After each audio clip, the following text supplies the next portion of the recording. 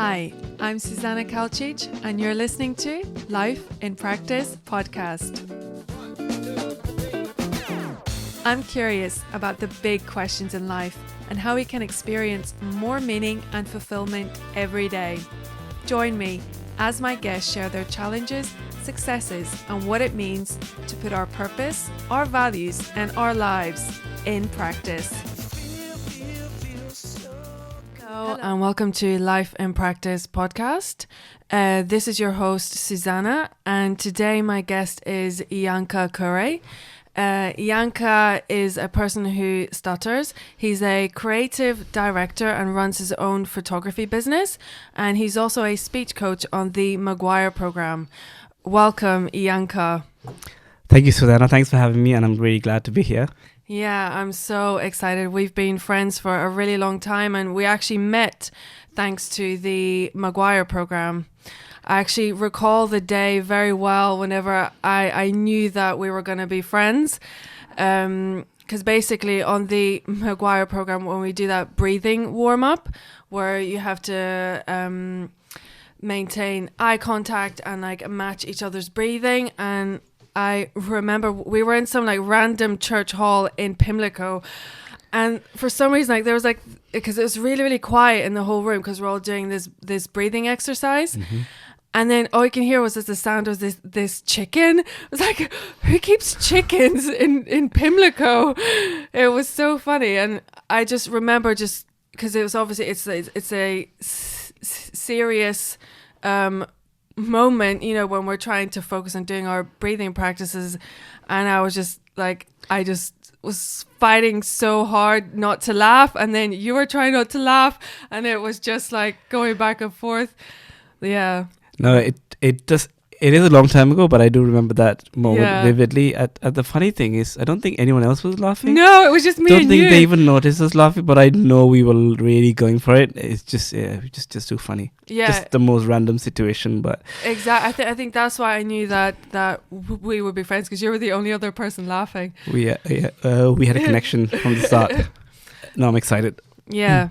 So, obviously the way we connected was that we both have a stutter, and we both went on this intensive speech therapy program to work on it and overcome it. And I was wondering, could you tell me a little bit about your speech journey and like how it was growing up having a stutter?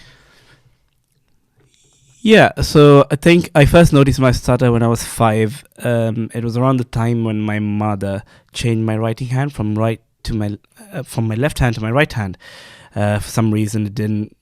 It's probably an old wives' tale, old grandma's tale. So she, being a doctor, I don't know why she did it, but she thought writing from the left hand would for some reason not come across well, so she switched my hands to the right hand. So I used to do everything else with my left hand except for writing. It was around that time when I noticed I was reading in the classroom about a couple of weeks after that, and I just couldn't get any words out. And I was standing there in front of the class trying to read something, and I didn't know what was happening to me. And I remember I was fairly good at academics, and for some reason my English comprehension had a C, something like that, and that's when I realized that something was wrong. And that continued for 25 years. It was only after I moved to the UK when I was 21 that I felt like I needed to do something about it.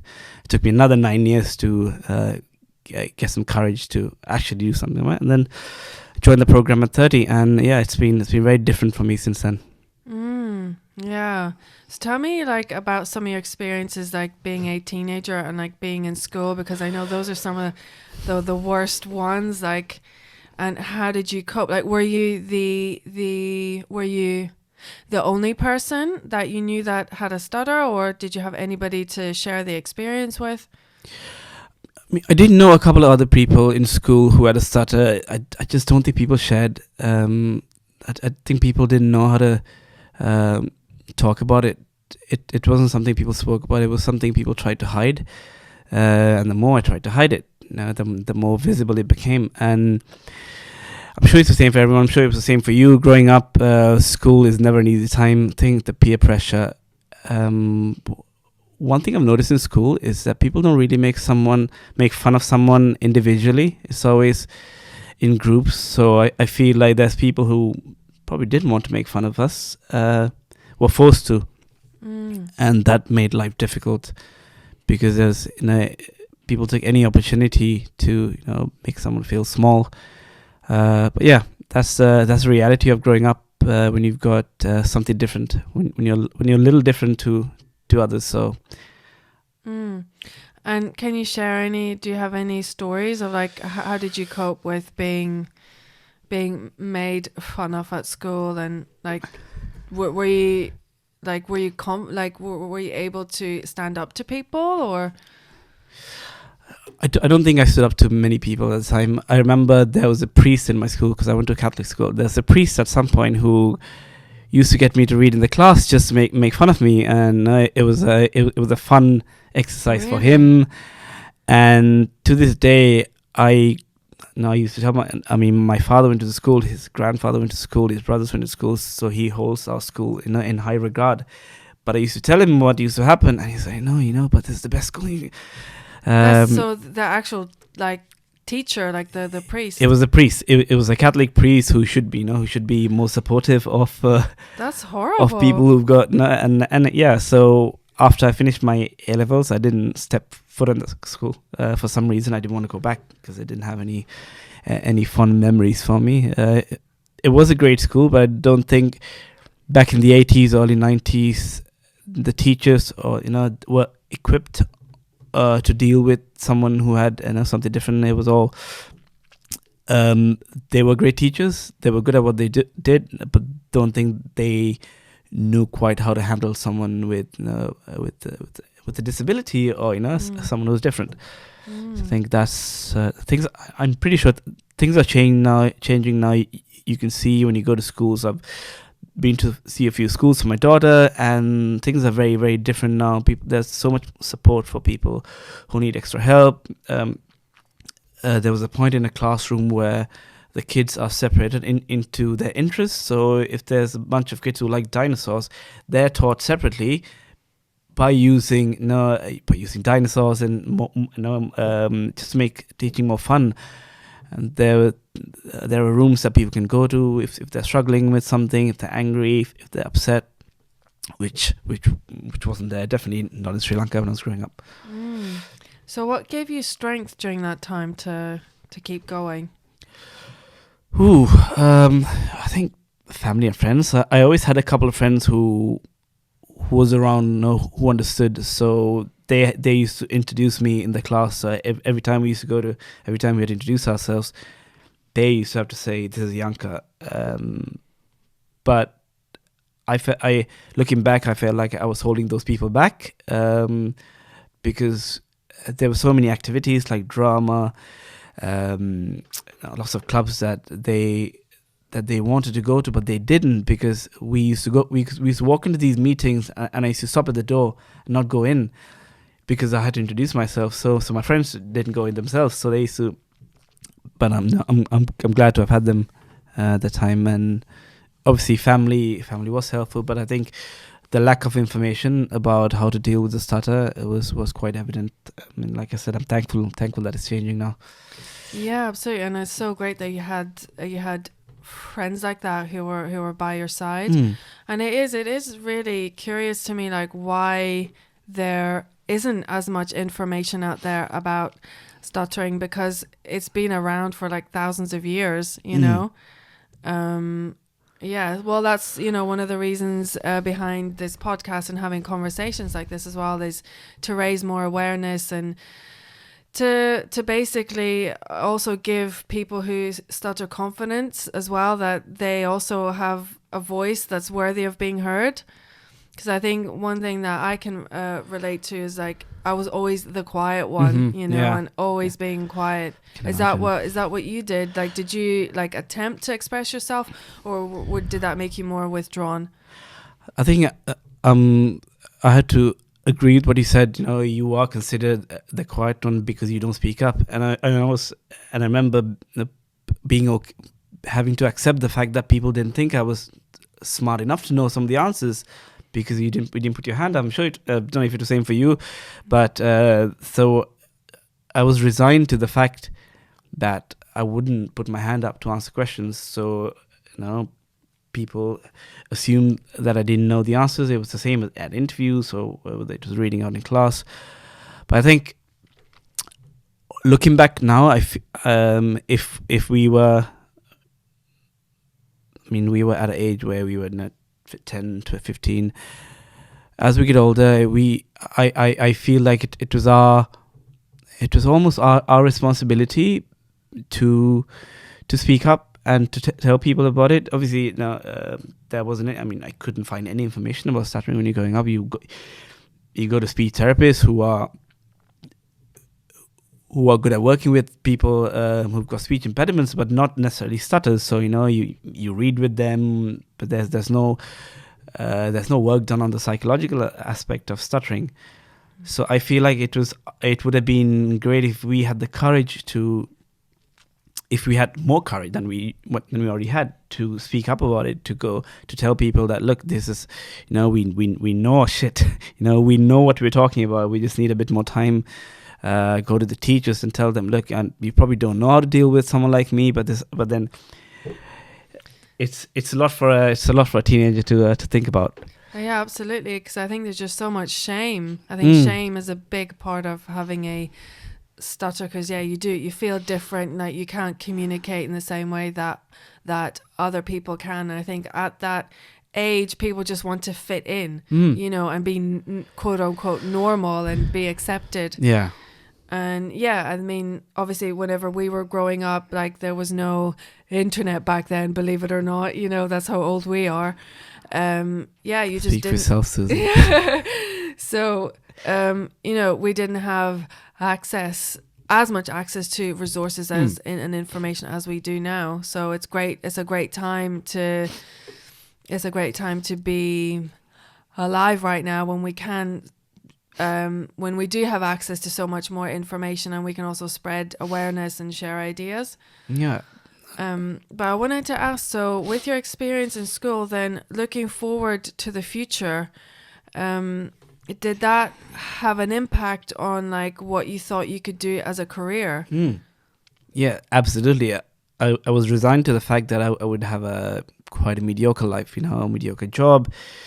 Mediocre life as a whole, because I knew there was only I really wanted to be a pilot when I was younger. Really wanted to be a pilot. I was obsessed with aircrafts. I knew all the logos of all the aircrafts. I knew the names of the aircrafts. I was so obsessed. Every time I saw a pilot, I used to be starstruck. But I was told by a lot of people that having speech impediment would stand me with no chance of being a pilot. And the fact that I had to wear glasses, which is what I kept telling myself was the reason. But so it's knowing that you're limited to a certain role, possibly sitting at a desk or doing a job where you don't have to speak, where you're not required to communicate.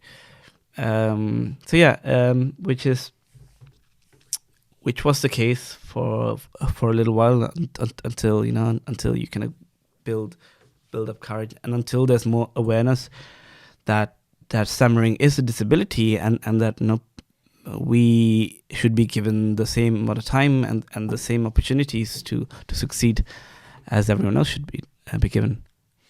So and so what was your first job then after uni, or did you went to university, right? Yeah. So at did you struggle a lot at university first? At university I got by because there wasn't a lot of presentation work and things to do on my course, because I did an IT course. So there were a couple of. And did you choose IT because that's what you actually wanted to do, or?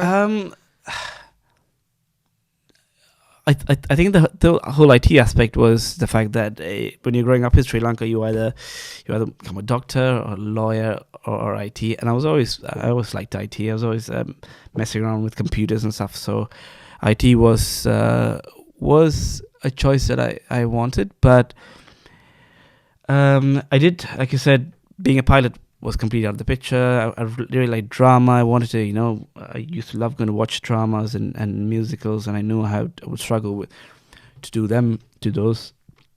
I used to be in a couple of bands, but I was always, the funny thing about music is that you don't stutter when you sing, but even then, I didn't want to be in the front because I would have to talk at some point, introduce the band, introduce myself. So I didn't want to be a singer because of that. I was happy to be in the background playing a bass or other instruments. So I knew I was resigned to certain job roles with interviews. Although I would cut in and say that even though like you didn't know, it's like you perceived it that way, that you were resigned to certain job roles. Yeah, because I think that's what we'll get onto is when you shift that perspective and like how things can change. Yeah. No. But yeah. Sorry, did I? I hope it No. didn't It was just me trying to. It is the fact that we. Sorry, I've lost my train of thought there.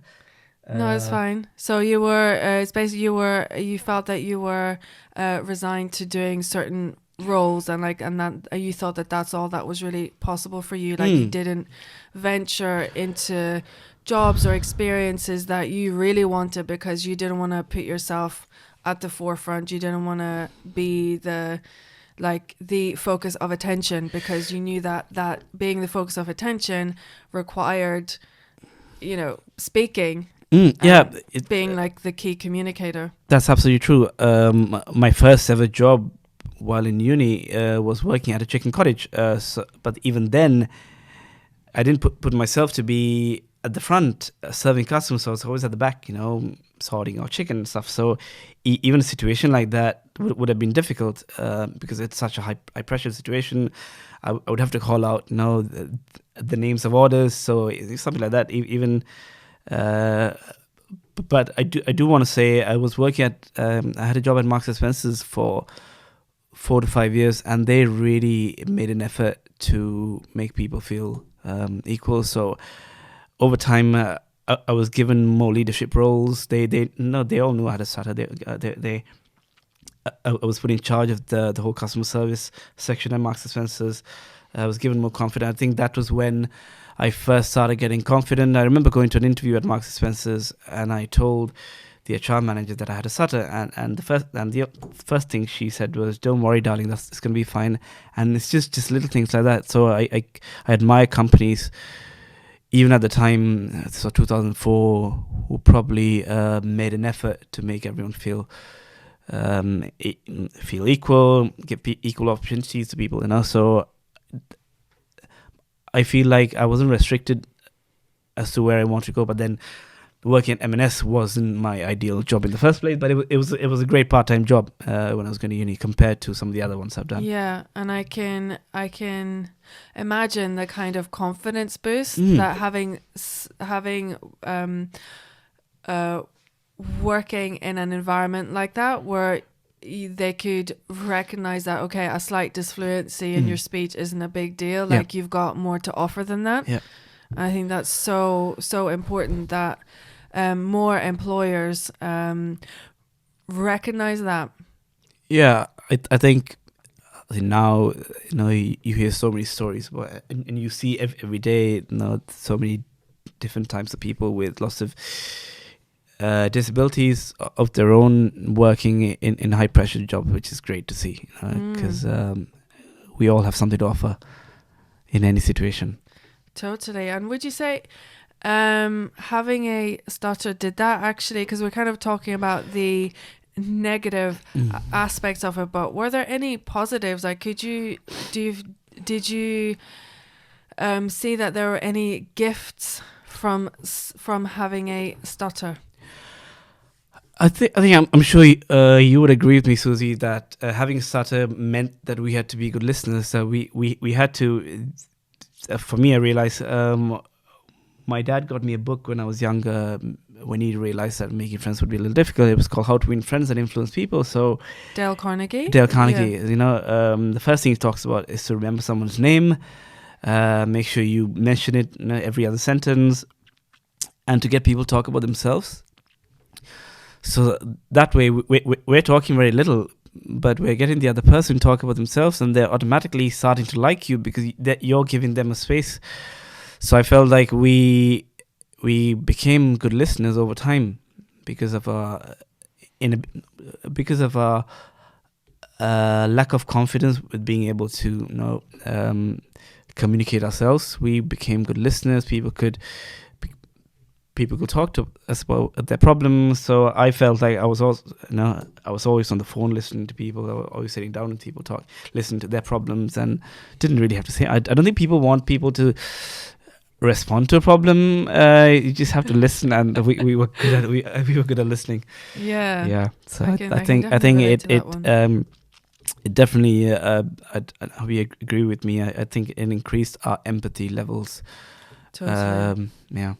But I do wonder though, with something like empathy, like, yeah, I'm sure stuttering or having an experience where you face adversity in some respect definitely helps to develop empathy. But I think on some people, when they go through adversity, even people who have a stutter, I have come across people who lack empathy and, who are like, some, I know some assholes, Mm-hmm. Oh, I completely agree with you.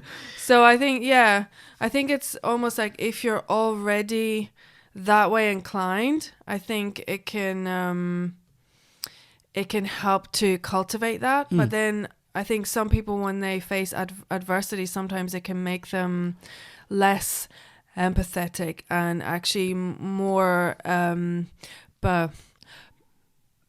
bitter. And does that make sense what I'm saying? Yeah, you know what I mean? I think people take different approaches. Yeah, no, I understand what you mean. I think what you're trying to say is that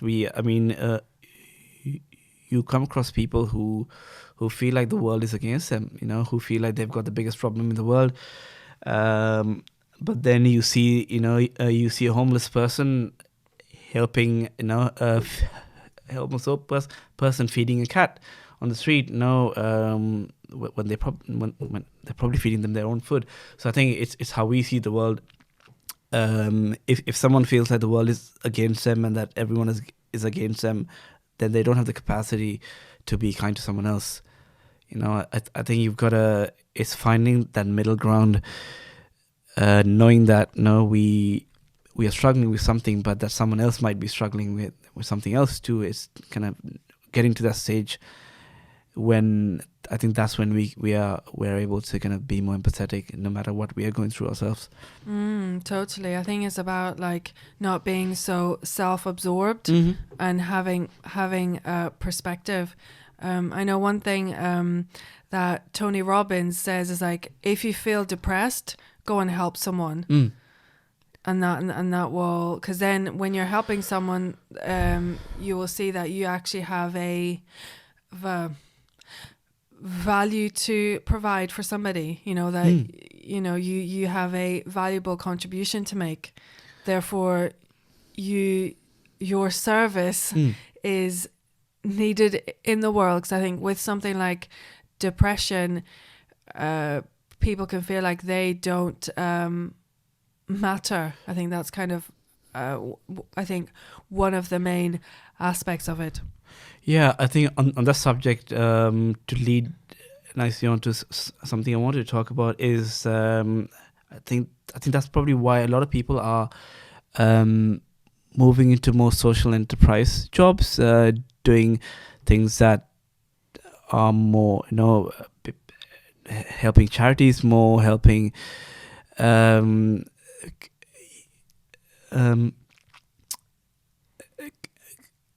because it just makes you feel better. It makes you feel better about yourself when you help other people, even if it's for selfish reasons. You feel good when you've, like you said, if someone's depressed and you go out and help someone, you might get a homeless person saying thank you to you. You made their day, and I mean, you can't not be happy. You can't not get a burst of happiness when you've got that sense of appreciation. which you might not have got from your own family or the friends around you. So I think it's great to see more and more people quitting their jobs that they don't like, that they feel like aren't really contributing to society, and starting up their own companies, doing their own things, working for charities, spending the weekend helping people out. I think that's probably one of the reasons, like what Tony Robbins said, maybe people are unhappy or depressed or anxious and are doing something else to make themselves happier, not than buying things and buying shit, like Gary would say. Yeah, buying dumb shit. Yeah. Gary. Yeah, totally. Because like you've had experience with depression and anxiety, right? Yeah, absolutely. And can you talk to me a bit about that? Like, how did you experience it, and what helped you? I think I think as someone who is a starter, I'm sure you'd agree with me. Depression and anxiety are such a part and parcel of day-to-day life. Really, that there were days where I didn't want to leave the room, where I didn't want to come out. There were days where I used to not go to sleep for 2-3 days if there was a presentation. Even if there was a work party, I would be so anxious about it for days on end. For days on end about how I would come across, whether I would make a fool of myself, whether there were introductions to be done. So it's just a constant, your brain being constantly on overdrive, and not being able to focus on everyday things like work, being good at work, because you're so focused on saying your name, or whether you want to leave the house, to come up with excuses to not go somewhere, to come up with 3-4 different answers to a question so that you get one answer out. So it's tiring. It's just completely it's a waste of energy, the energy you can spend on doing good things for yourself and for others. Yeah, totally. I think that's one of the things that people really don't realize about stuttering is it's just like a little speech impediment. It's just a disfluency, but they don't actually realize the psychological impact and what actually is going on inside your head. As like what you say, like changing words or avoiding either situations or conversations, or like certain questions. I know with me, like sometimes if I would try to guide conversations in a certain way, because knowing like if someone asks me certain things, like I know I have to give a specific answer, and like just having to constantly be like, I think what's the word, like being really vigilant. Okay. And it's exhausting. Wow. Because you just like you think, oh no, like because if I go this way, I'm gonna, I won't be able to say this, I won't be able to say that.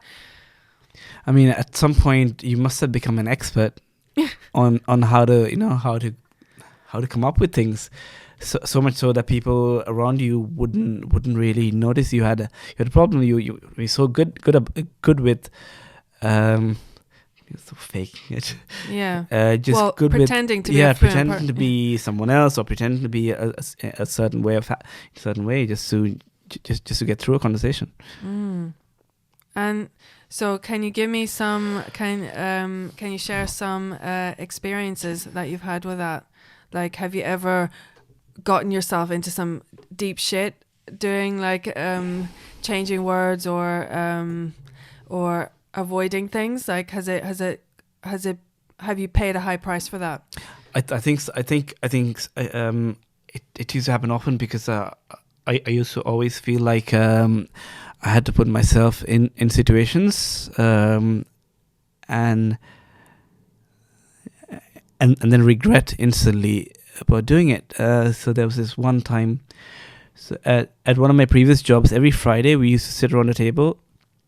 Someone used to come up with a question. The question was emailed in the morning, so we all had to come up with, so it could be your favorite book, favorite cuisine.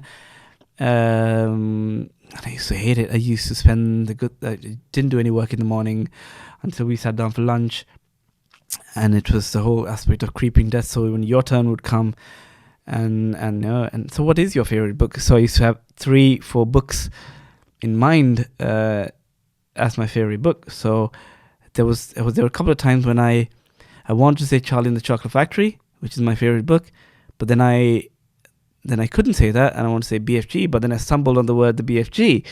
So it's situations where you think you're out of the woods, but then you get into another hole, and then it just spirals on until no words come out.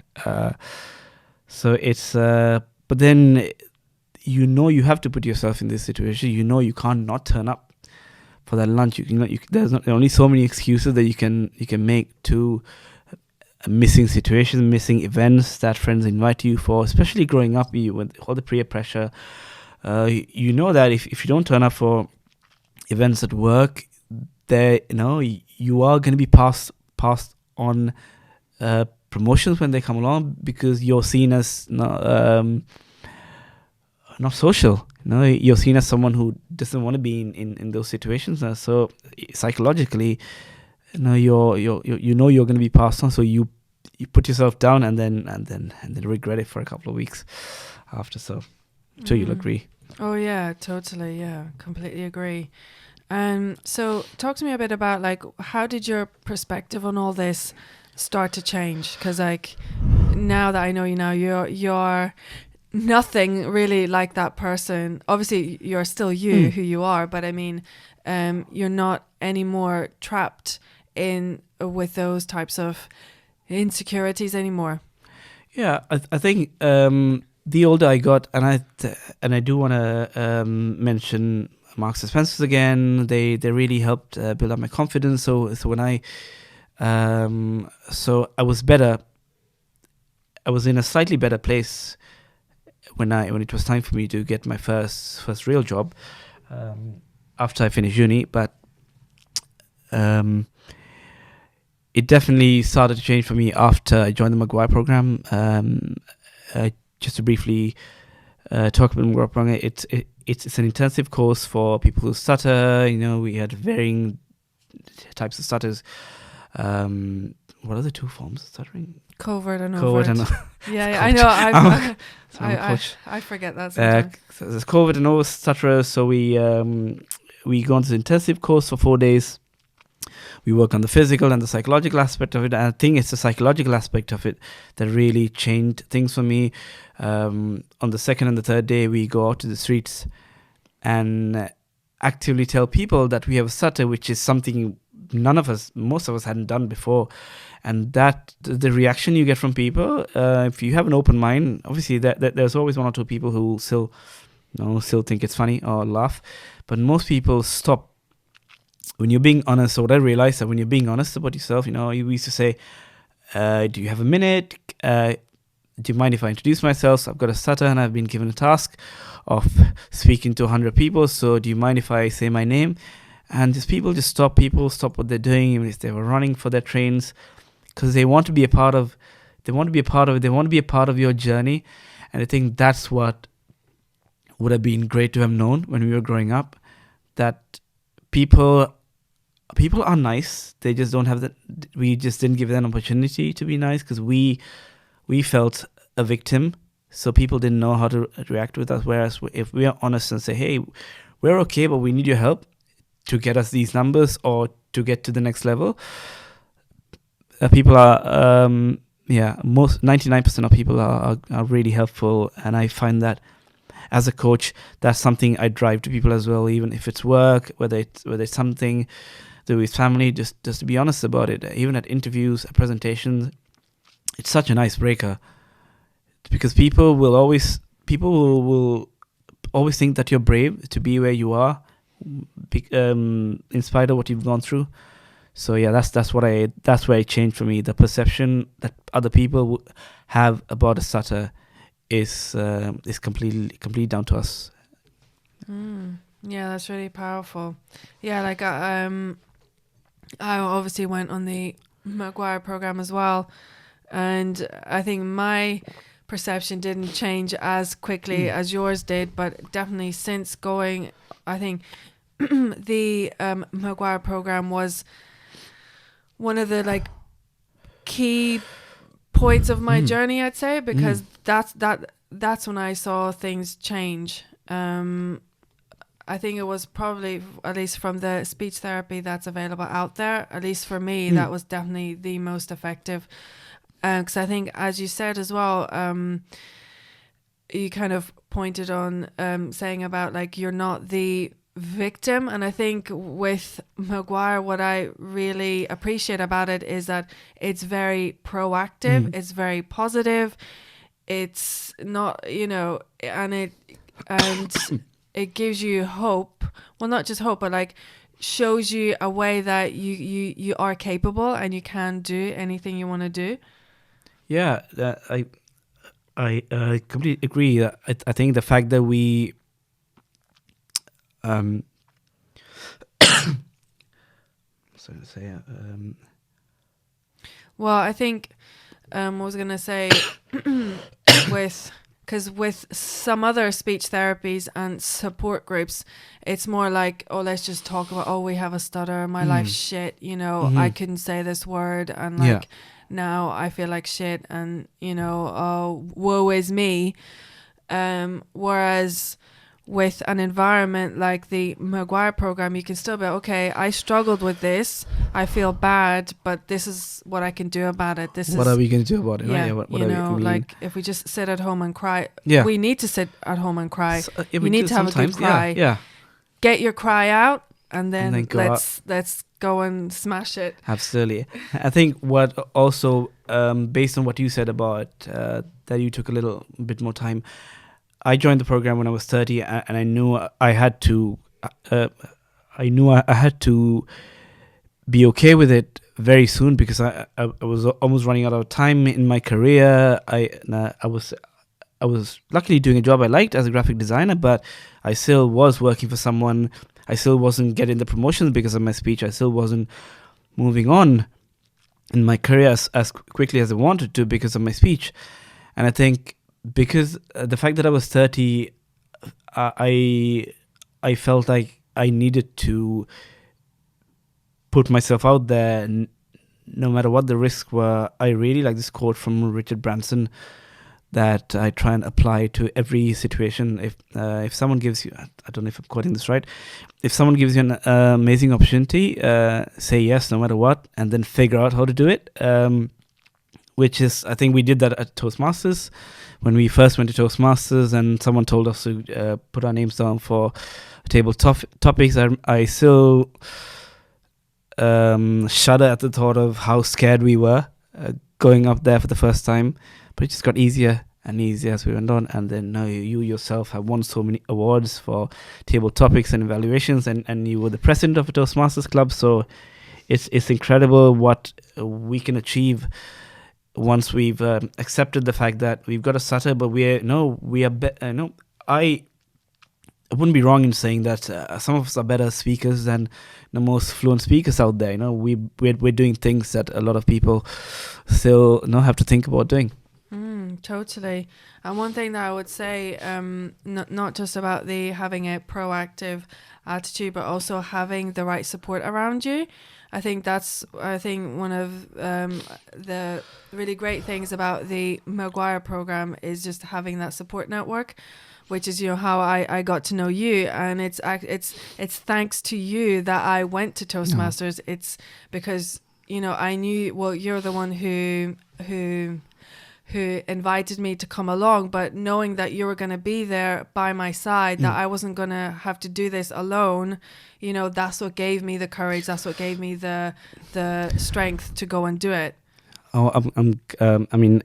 It's great here, but then after the chicken episode, I wasn't going to pick anyone else to go to Toastmasters. Well, if we were going to be scared out of our lives, we might as well, we might as well have a laugh about it, have something to laugh about.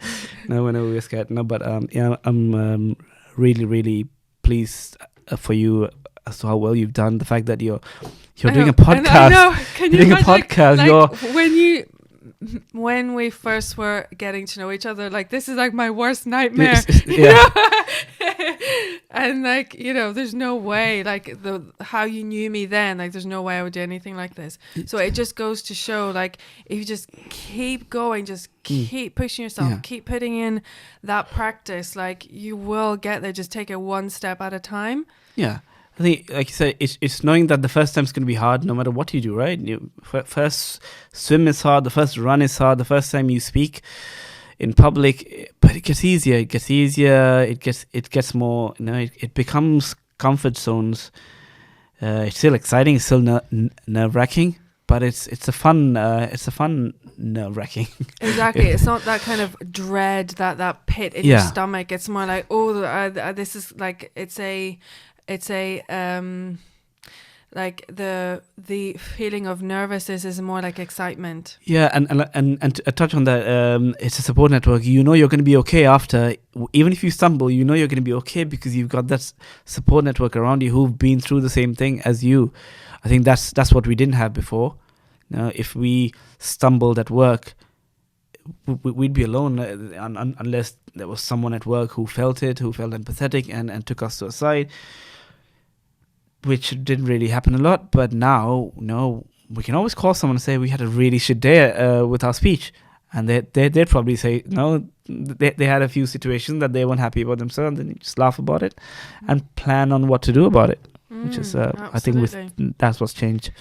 And just to change topic now, so I would like to hear more about your transition from having a 9-to-5 job and then basically running your own photography business, because like that's a huge leap. And talk to me a bit about, like, first of all, like, why, and is it because you had that changed perspective of like, okay, I don't have to be stuck in this job, that you actually have the confidence and the capability to do what you really want to do? Yeah, I think once you start adding those feathers to your hat after the program, like we discussed, I joined Toastmasters, became VP of Education, so got given those responsibilities, became a coach on the program, was given other leadership roles on the program. I felt that these are things that fluent speakers don't really put their names down for. As you know, at the end of the program, we all get up to speak, and our regional director always invites the audience to come speak. And no one steps up. No one steps up because they know they can't do what we've just done to the same level that we've done it in. So I think I soon realized that I had so much catching up to do. I had so much catching up to do on life. I really wanted to I don't want to say do my own thing. I really wanted to be around a lot of people every day. I like hearing people's stories, and obviously I like photography. I was always an annoying guy with the camera at any event. But I thought photography was an outlet for me to do that, to not be in one place, to meet people all the time, to be empathetic, to hear people's stories, and to have a career that didn't feel like a job. It doesn't feel like like you said, it's no longer 9 to 5. It's sometimes 6 a.m. to 2 a.m. the next day. But I enjoy it because it's what it doesn't feel like a job. It gives me time to spend with the people I love, and like I said, it's a when you get appreciation from others about something that comes that doesn't feel like a job, that comes naturally. That's why I decided to go for it. It was scary. It was scary leaving a job that was comfortable. At that point, it had got very comfortable. I was good at what I was doing, but I knew if I didn't do it then, I was 33, 34. and I quit on my 35th birthday, so I knew I was running out of time to do my own thing. So that. I think that's the main reason. I wanted to be around. I wanted to be able to walk to where I want to be. I wanted to be able to have 3-hour lunches. I wanted to have lunch with a friend and then go to work for an hour and then come. It's just the flexibility to do my own thing whenever I wanted to pick the clients I wanted to. Yeah. Amazing. So, but that's like a huge undertaking that quite a lot of people dream about, and think, oh wow, yeah, doing like your own thing and quitting a 9 to 5 if it's not something that is right for you. Can you take me through like some of the steps that you had to take to achieve that, and like what were some of the main challenges? I think, I would like to quote Gary Vee on this. We love a bit of Gary Vee. Gary, you're the one who introduced me to Gary. Wow. I don't know if I should have introduced anyone to Gary Vee. No, we love you, Gary, if you see this. But I think what Gary says is be prepared to eat shit. Which is, people have these ideas about what they want to do, but they're like, no, but they don't want to change their lives too much to do it. It's whether you're sleeping, whether like what Gary always says, you've got 24 hours a day. If you spend 12 of it watching Netflix, or certain amount of it eating, or playing games or sleeping, you can't expect things to change. There's this great quote about change. I can't remember it now. It's like, for things to change, you have to change. Yeah, something along like, you can't expect things to change if you're still in the same place. If you're still doing the same things, you can't expect to get different results. Mm-hmm. So it was a case of being prepared to be rejected, being prepared. The amount of rejection I got at the start, I soon realized that I couldn't even afford to take an hour to feel sorry for myself, because I was, if someone cancelled, or said no to hiring me, I needed to spend the next 3-4 hours trying to compensate for that. Waking up in the middle of the night, wondering how you're going to pay the bills, are you going to pay the rent, things like that was such a part and parcel of it at the start. But like. I think the fact that we had to be strong growing up with a starter, that we built this kind of strong exterior, meant that I didn't let that engulf me, if that's the right word. So it was a case of, okay, this is happening, and I think I had this ego that I didn't want to let myself down. That I felt that I needed to do this for myself. It's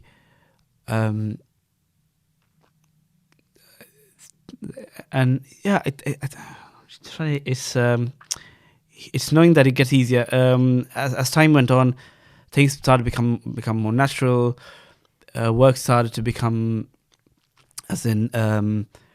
Recommendations came in, people started appreciating what you do, and I truly believe that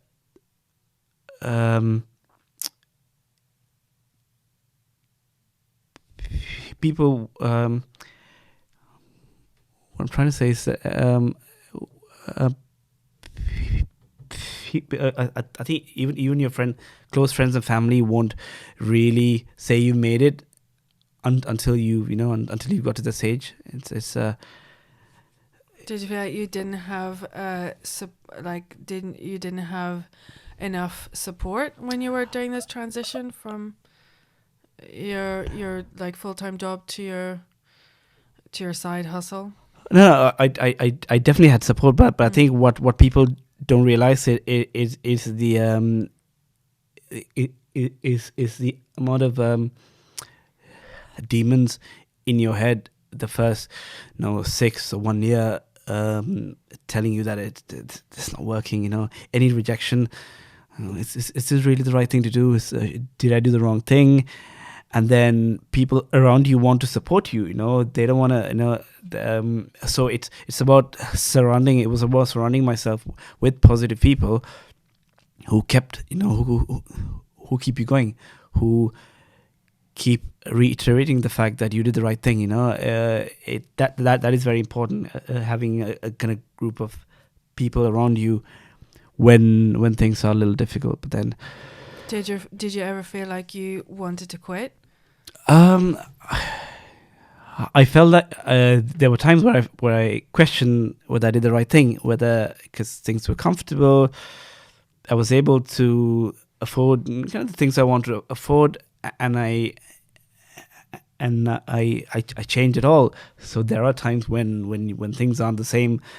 When you've got to cut back on certain things until you become, they're saying, did I do the right thing? Did I need this at this point in my career? Did I really, did I really want to leave the comfort of healthcare and pension and stuff like that, and to constantly be worried about getting leads? But then, like you said, as things go on, as with anything, things get easier, things start to happen. Little things start to happen where you just, this is why you're doing it this way. Was after every photo shoot, I felt this sense of satisfaction that I never got from even the jobs that I like. The satisfaction that you've just done something that you absolutely love to do, and you've got so much good feedback out of it, and you've been able to make people happy by doing something you love. That satisfaction has not gone away, and I hope it never goes away. Because it just it keeps me going for another day, and until the next shoot, it's just an incredible feeling, and that's what keeps me going, just that satisfaction of doing something you love, and making a living out of it. It comes with it comes in time. Making money out of it comes in time, but the satisfaction. The impact it has on someone's mental health. You're not waiting for Saturday and Sunday or the 2 days that you're off. The amount of people who hate Mondays, it's such a common thing. You go social media, Monday comes along and you go on social media like, okay, God, really? And you're supposed to be happy that you're alive, but no, okay, you hate Mondays, you hate going into work. Going into an office, things are very different now. I get to go into companies where the work culture is so different. There's dogs running around. People can work from wherever they want to work. It's very different now to what it was 10 years ago. But there's still one or two people, who can have an impact on the rest of the team. Whereas I don't have that now. It's completely up to me about how I feel. And every time I take a train to this incredible city, I feel really lucky that, God, I get to do this. That something I love to do. It's amazing. Amazing. So, how long did it take for that transition? So when you were working full time, and then you were able to quit your job to go and do the photography full time. How long was that period? So I was quite fortunate in a way, because my previous company, in the last year, we moved into a WeWork, which is a co-working space. So what that did for me was, so I was thinking about it for about a year, but then I soon realized that this was an opportunity for me to be in an office to do my job, but at the same time to get potential clients for my future move. So there came a point where I used to work in the morning till lunch. Then lunchtime I would go to another floor and take photos for a company without my company knowing. And then in the evenings I used to do the same thing. So I was able to build up a bit of a portfolio, for 6 to 8 months before I decided to quit. So it wasn't a case of, I can't do this anymore, I quit, and then what do I do now? I realized that I could take use of this opportunity to work with other clients. So there are certain companies I still work with 3 years on. Companies that are 2 or 3 people growing up. Now they're 30, 40 people, which is great. So that I felt like that's something. When people do decide to quit, I think we have to think about having some sort of income to sustain, basic rent, to be able to feed yourself, and then being prepared to work 20 hours a day until you get to the stage where you can get rid of 8 hours of the day, so you can work 12 hours a day instead of 20. But that has to happen for a period of time to be able to get to the stage where you can cut down on the aspect that you don't like. So you've got to be able to do both, 20 hours, 21 hours a day, 22 hours a day, 18 hours a day, until you get to the stage where you can say, I quit. When you know that you can make this work. So sorry, and did you say that time period took about half a year? Yeah, I did that. I did that for about 6 years, for about 6 months. I did that for about 6 to 8 months, and it was only kind of then. I mean, it was still nothing compared to where I needed to be able to sustain, on a monthly basis. But it gave me an idea of who I can target, the people I can market to, and I ended up, as soon as I quit, I ended up getting a membership at another WeWork, because that's where I had already built up a customer base. So I found the whole co-working aspect we have in London as such a blessing. Yeah. And so basically, when you left, like your finances, like from photography, weren't really completely comfortable. Is that what you're saying? It was still a bit,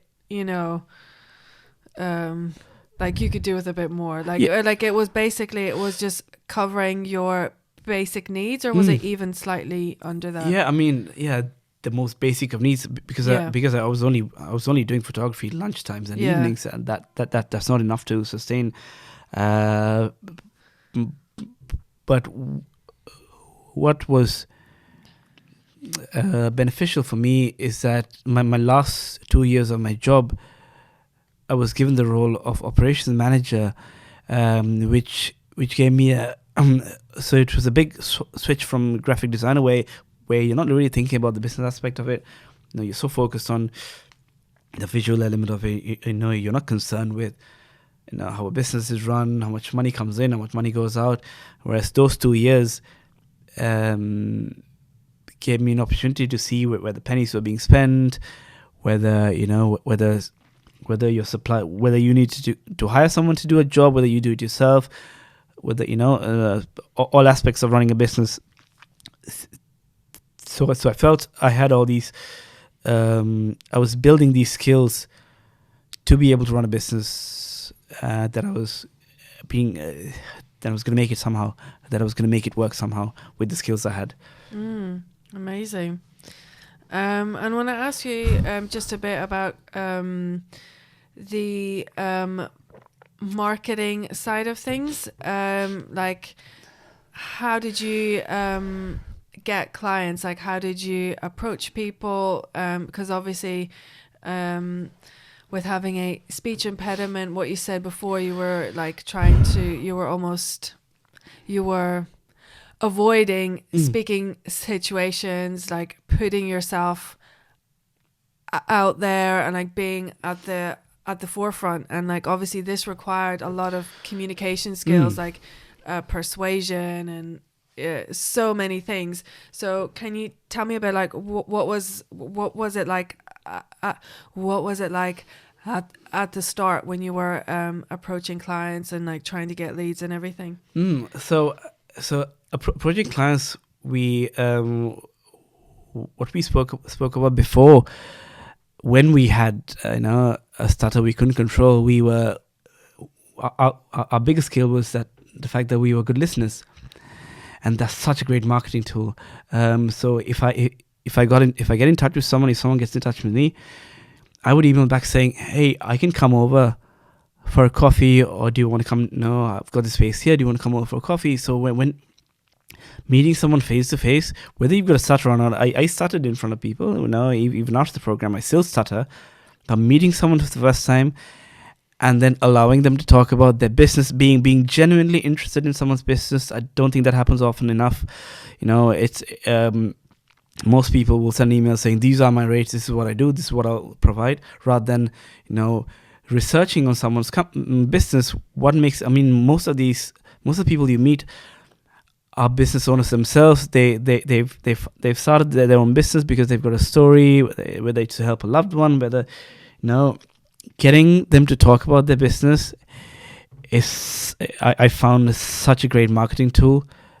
So when I felt like when I used to leave the room, I knew that they would hire me not because of my photography skills on itself, but because of how I made them feel, and because how they believe that I will take their business forward, and how I'll care about their business, rather than talking to them about how good I am at what I'm doing. Because I certainly don't believe that if there were 3 or 4 photographers in a row, that I wouldn't be the strongest photographer out there. But what I would bring are the skills that I had pre-Maguire, is the ability to listen and to be genuinely empathetic, to care about someone and their business. Yeah, I love that. That's amazing, and that's obviously worked out really, really well for you. Yeah, I think it's a skill that face-to-face communication is a skill that people should be.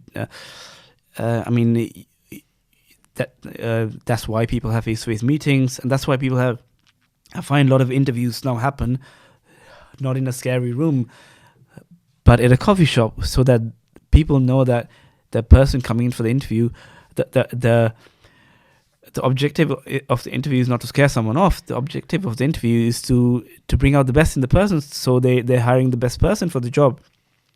So things are changing now. Face to face, there's nothing like it. I don't think email or even video conferencing, that's obviously a lot better than emails. But just meeting someone for coffee, just having a conversation about what they care about is such a surefire way of getting them to like you, which means there's a there's a likelihood that they might hire you for the job because they like you, not because you've got this portfolio, not because you've used all this equipment, no, because they like you. Yeah, 100%. I completely agree with that, and that's one of the aspects, to your point about the importance of face-to-face communications, which is why I've decided to do my podcast this way as well. Because a few people say, "Oh, why don't you just why are you bothering with all these cameras? You can just do a Zoom call. You can do this." I'm like, no, I don't think so. I want face to face. I want coffee, I want face this. Yeah. I want to have the eye contact. Yeah. I want to feel the vibe. I want to be able to smell the person. No, that's what it is. No, we're still in 2019, but you still talk to someone, you can't hear them. Yeah, you lose reception. It's just being in someone's present and being present with someone. There is nothing like it. Absolutely nothing like it. Yeah, and obviously you've seen how powerful that can be, for to help you to run your business. So even though technology is amazing and it helps us in so many ways, but still it still comes down to the very basics of what's really important in human communication. Yeah, that's very true. Some of these meetings or introductory meetings I go to, we hardly talk about the actual job. No, it could be about a movie. It just could be about something. I'll do my research before I go in, but and then towards the end of the meeting, okay, so we'll see you into. So that showed me early on that people aren't hiring the best photographer, which was good news for me, because there's a long way to go for me as in my photography. But what I bring to the table is my ability to be to take someone's, wouldn't even say business, to take someone's passion and to take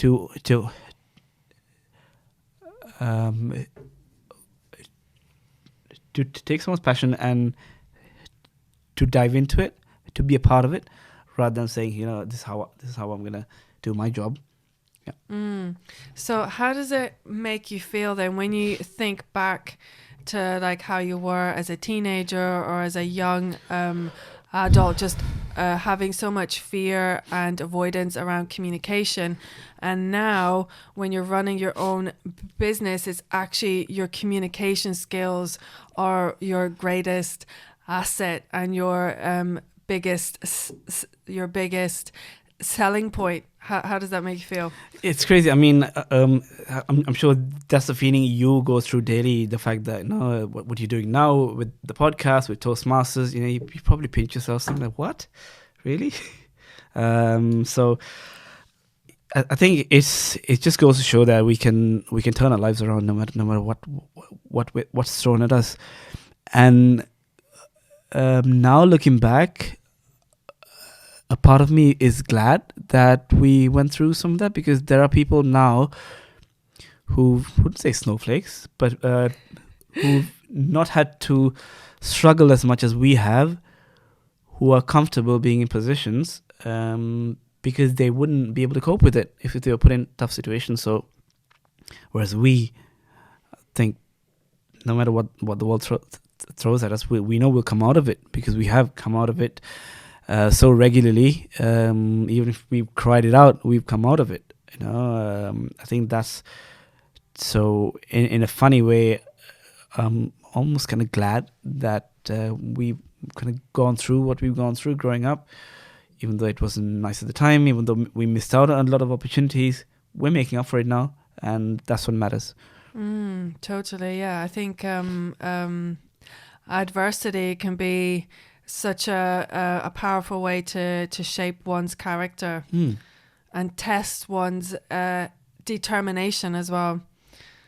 Yeah, I think now these skills are what makes us far more employable than your average Joe. Because of the extra skills we bring to the table, and not just academically. Things have changed now. People are looking for weirdos. No, that's wrong. What people are looking for, someone with passion, someone who's got a story to tell. Yeah, exactly. Someone who they know will get things done because they've someone who will make it happen. Yeah, because they've been through hardships, and then they'll be able to deliver. You know. Just beginning to wrap up. The time goes so quickly, right? I know. I've had fun. What have been like some of the key practices that have helped you overcome challenges and attain success? Like, what are the things that you've had to do daily and really be consistent with? I think on that question, I'd first like to talk about the word success. I think the word success means different things for different people. For some people, it's about the ability to buy a Ferrari. For some people, it's about going on holiday. But I think for me, success, more than all of those things, is happiness. Is about ending the day or beginning the day being excited about what you're going to do, or ending the day excited about what you've just done. There are times when I'm up at 2-3 in the morning. I'm still buzzing from the day before, and buzzing for the next day, which starts in a few hours. But it's the buzz is what I think for me success is happiness and joy in doing something that you really feel passionate about. So I think daily practices being, I think, working hard. No, working hard on constantly learning. We can learn anything nowadays. We can learn anything on YouTube, by reading. There's no excuse for not constantly trying to be good at what you're doing. I forgot the most important thing is having the right people around you. The positive people, and I don't mean the people who are not going through something. The people who are positive and empower other people. Having a group of people you can constantly go and have coffee with, who tell them your idea, who tell you their ideas, and who collaborate with you. It's just the right people. So if it means cutting out people who haven't done anything wrong to you, but who are who are the right energy you need, then it has to be done. No, you don't want to spend 2 hours in the day with someone that doesn't leave you feel positive after that meeting. So just having the right people around you, who you can grow with, people who are, they may be struggling. We're all struggling at something. We're all struggling at some point in life, but people you can grow together with, not people who will bring you down. Yeah, I think when people talk about positivity, at least from my perspective, it's not about being delusional or not seeing what's there and not having the space to be able to say hey, I'm going through a tough time here, I'm struggling. I think for me, positivity is about being more focused on creating solutions rather we're we find ourselves in a shitty situation right now, but instead of talking about how shitty it is, let's think about how can we get out of this shit. So true. And I think that's where the right people come in handy. The people who kind of pick you up when you need that extra boost. So I think, I don't think working hard ever goes out of style. Working hard and to constantly make sure you're keep coming back, Gary. I think that this is Gary's strongest phrase: enjoying the process of the marketing. There are still people who run their business who don't like certain aspects. I think that's fine, and that's when you hire other people to do certain aspects of it. But especially at the start, you've got to enjoy every process of it. The marketing aspect of it, the sending emails out, the tax aspect of it, which I still haven't found a way to enjoy it. But which now I've been able to get someone to deal with the side of it. So the one thing that used to stress me out about the business is now no longer a stressful thing, because here you go, please deal with it. Enjoying every aspect of it, enjoying the process, enjoying the heart, enjoying building the website, enjoying doing the marketing, enjoy writing copy, and not just not just the reason why you went to the job. So enjoying the whole process. Totally, yeah, I agree, because that's essentially what you're doing, because the goal isn't to get the job done. It's the goal is to do the job. And the goal is not even and most people's end goals are the salary at the end of the month, or the payment for the job. But if you're not enjoying the process of getting there, enjoying the company, enjoying the people you work with, then it's not the right business. Totally. So what do you value most, and how do you put it into practice? What I value most, I think, being around the right people. For me, this career move has given me the ability to spend a lot more time with my daughter, with my wife, with my family. Even if it means that I'm up at 2-3 a.m. just to cover up for the work I need to finish, because no one else is going to do it. But it's given me the flexibility to be able to do that. I'm able to take my daughter off spend 2 days with her when the rest of the world is working.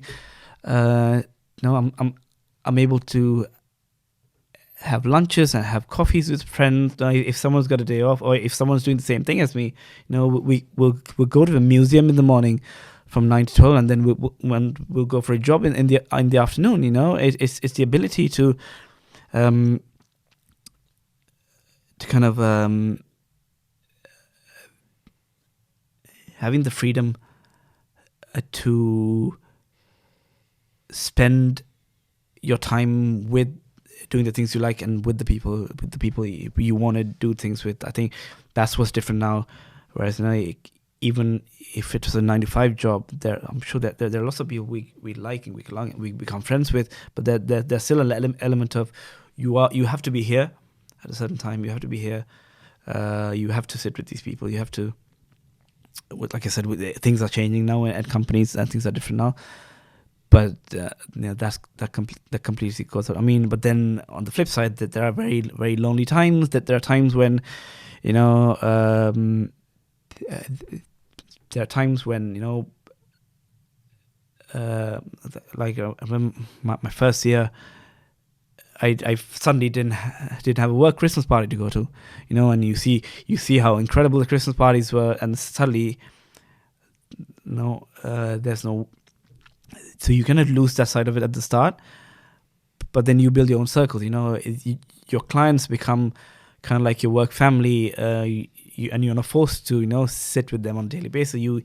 They become your family because you pick them. They picked you, you picked them, and it becomes a circle of people you want to be around. I remember before you also touched upon the importance of empathy and kindness. Yeah. That's what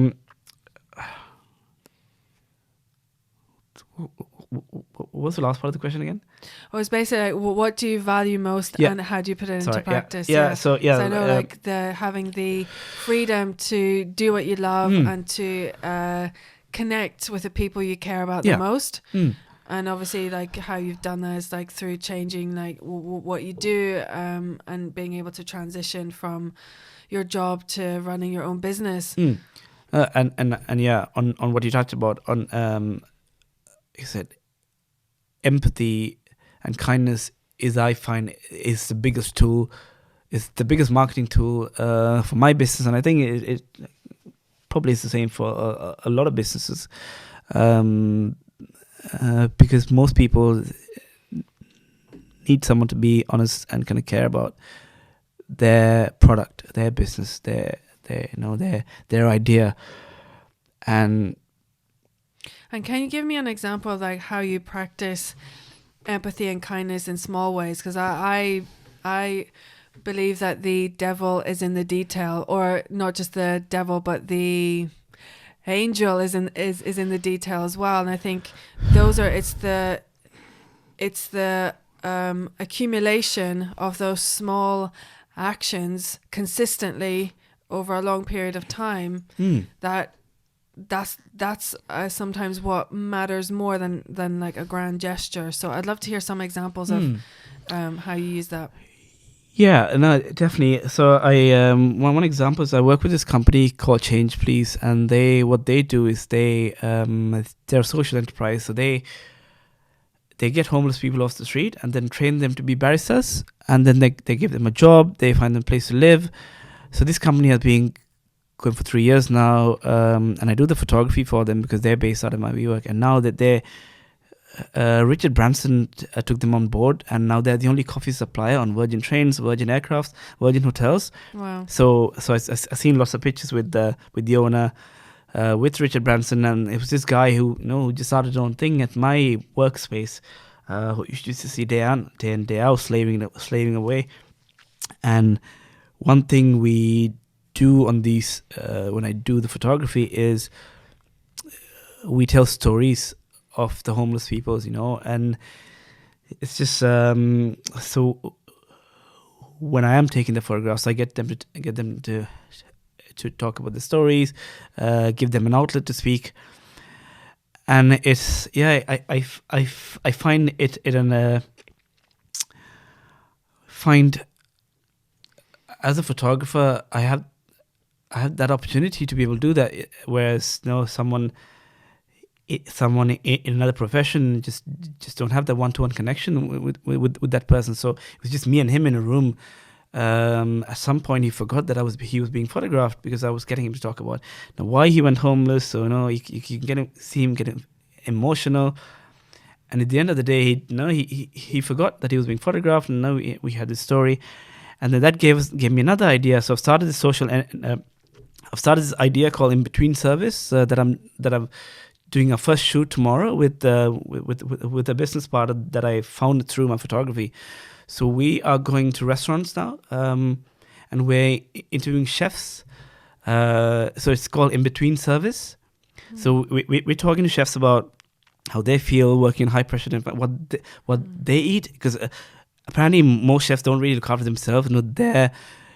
They create these Michelin star food for someone, and they have to quickly grab a sandwich. So that's very true. Yeah. We're doing a first shoot tomorrow, and we've approached Change Please to see if they can kind of work with us. So I'm really excited about that as it's an opportunity. As I feel it's my duty as a photographer to give someone that opportunity to tell their story and to create a space where people almost feel like they're stuck with me, right? They have to get their photograph done, so they might as well tell the story, and that's what makes it work. That's why people tend to open up, because they're in the space anyway. They can't run away. They want to get their photos done, then they might as well tell the story.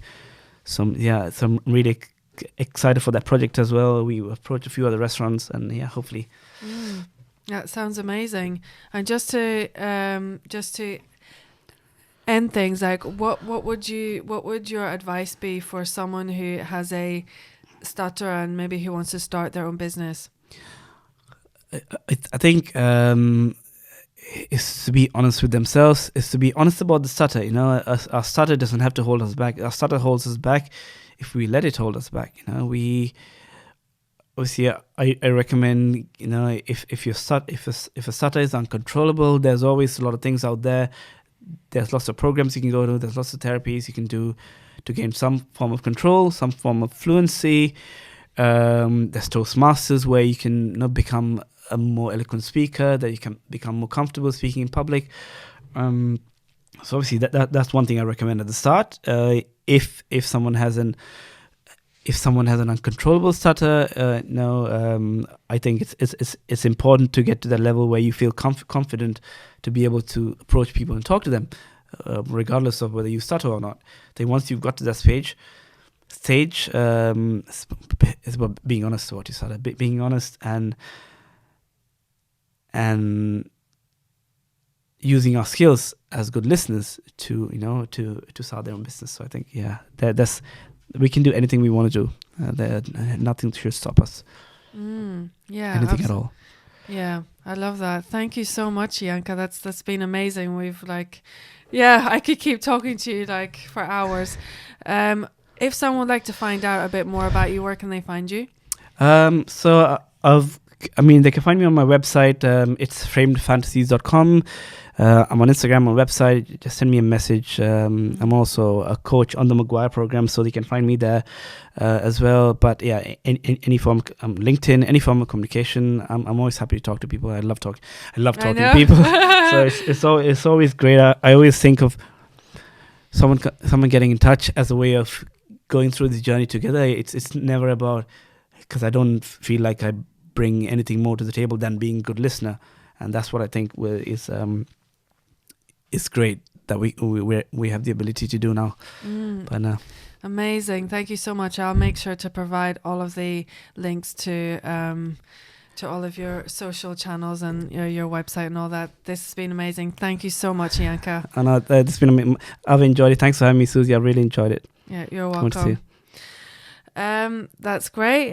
Thank you so much. And if you enjoy this podcast, please make sure to subscribe. And also, if you thought that this episode could benefit someone else, make sure you share it with your friends. Otherwise, looking forward to catching you next time.